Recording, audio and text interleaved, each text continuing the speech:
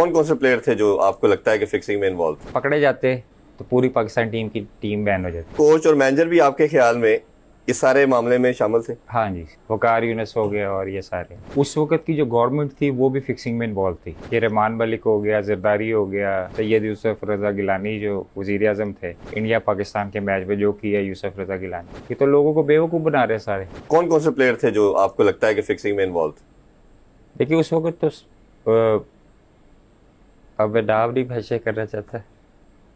अब ये सिर्फ चले इतना बता दिए कि कितने लड़के आपके ख्याल में थे जो इतना इशारा मैं आपको दे देता हूँ कि अगर पकड़े जाते तो पूरी पाकिस्तान टीम की टीम बैन हो जाती, ओ हो सिवाय एक दो लड़कों।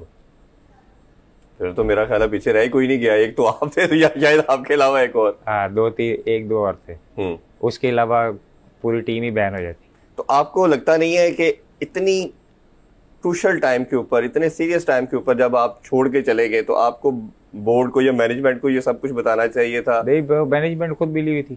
अच्छा, मैनेजमेंट खुद मिली हुई थी।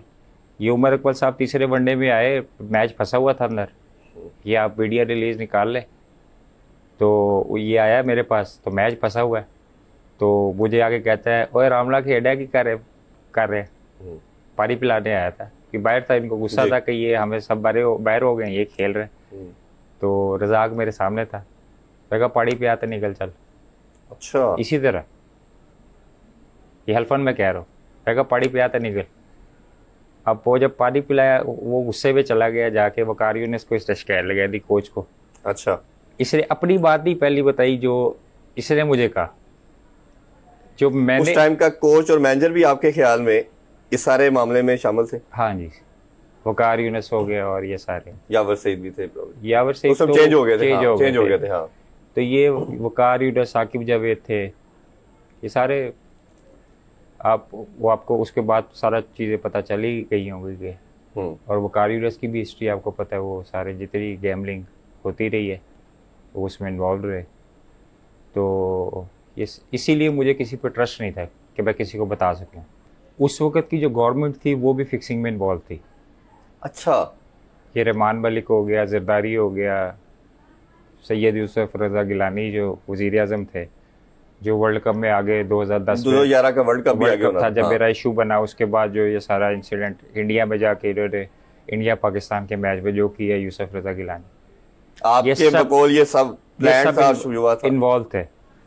ठीक है, तो ये सब जो था जब मुझे पता था इन चीज़ों का कि ये सारे इन्वॉल्व, क्योंकि इजाज़ भट्ट, पीपल्स पार्टी, बाकी सारे जितने थे वो पीपल्स पार्टी से उस वक्त जो गवर्नमेंट थी सारी, ये सारे इन्वॉल्व थे उस वक्त। अब जब सेठी को देखे ना, टोटली करप्ट आदमी था ये, जब क्रिकेट बोर्ड का ये चेयरमैन बना, उसने क्या हालत कर दी थी क्रिकेट की, और फिर कैसे उसको निकाला गया। जिधर भी वो जाता था वो अपने कमीशन के अलावा वो बात नहीं करता था, जो कॉन्ट्रैक्ट लेता था कमीशन के अलावा बात नहीं करता था वो। लाखों फैन, करोड़ों दुनिया टीवी पे मैच देख रही है और जिस तरह दुआएं कर रही होती है, इमोशन अटैच होते हैं, और अगर इस तरह की चीजें जिस तरह आपने बताया सब कुछ हो रही हैं, तो फिर ये तो उस खेल के साथ उसके साथ बहुत बड़ी ज्यादती पूरी है। दुनिया में जितनी लीग्स हो रही है आपकी, जितनी आपकी इंटरनेशनल क्रिकेट हो रही है, ये तो लोगों को बेवकूफ़ बना रहे हैं सारे। ठीक है, मैं 80% मुझे पहले ही पता होता है कि क्या इन्होंने करना है, क्योंकि मैं 23 साल क्रिकेट नीचे से ऊपर तक खेली है और मुझे इनका माइंडसेट पता है।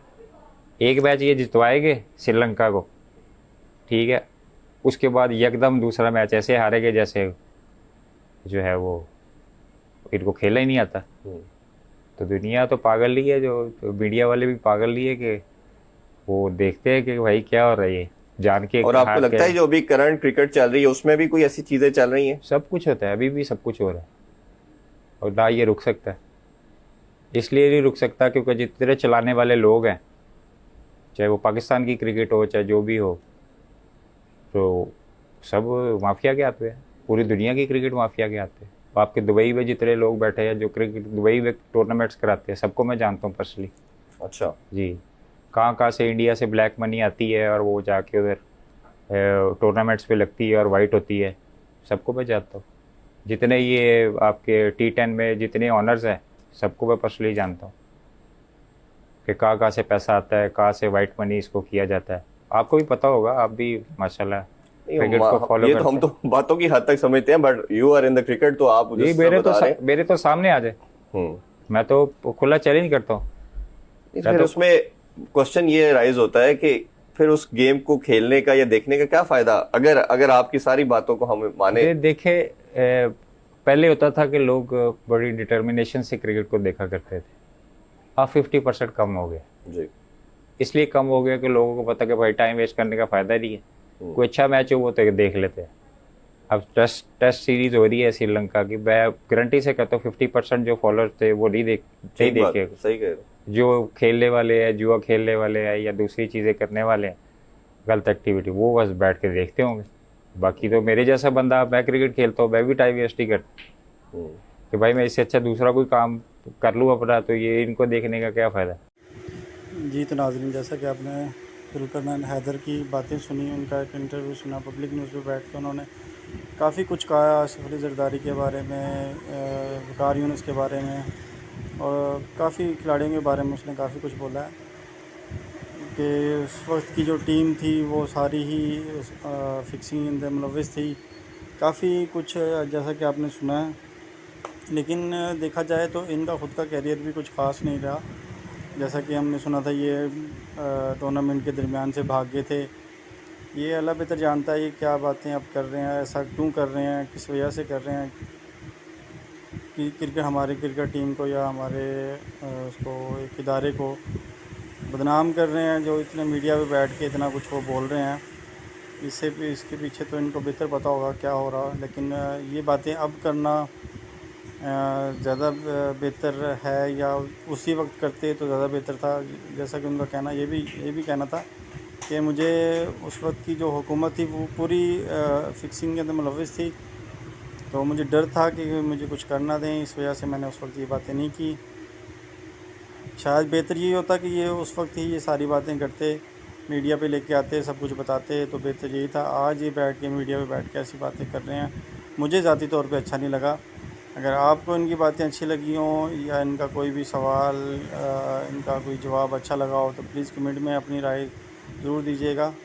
चैनल को सब्सक्राइब कीजिएगा, लाइक कीजिएगा और शेयर कीजिएगा ताकि वीडियो लोगों तक पहुंच सके। ये जो बातें आज की गई हैं जुल्करनैन हैदर की तरफ से, वो लोगों तक पहुंच सकें ताकि इसका कोई अल्टरनेट जवाब मिल सके हमें, कोई मीडिया पे हो कोई इसका जवाब दे सके। तो मेरा आपसे यही कहना है कि इसको शेयर कीजिएगा, दोस्तों, अपने दोस्तों तक व्हाट्सएप में ग्रुपों में शेयर कीजिएगा सब दोस्तों को।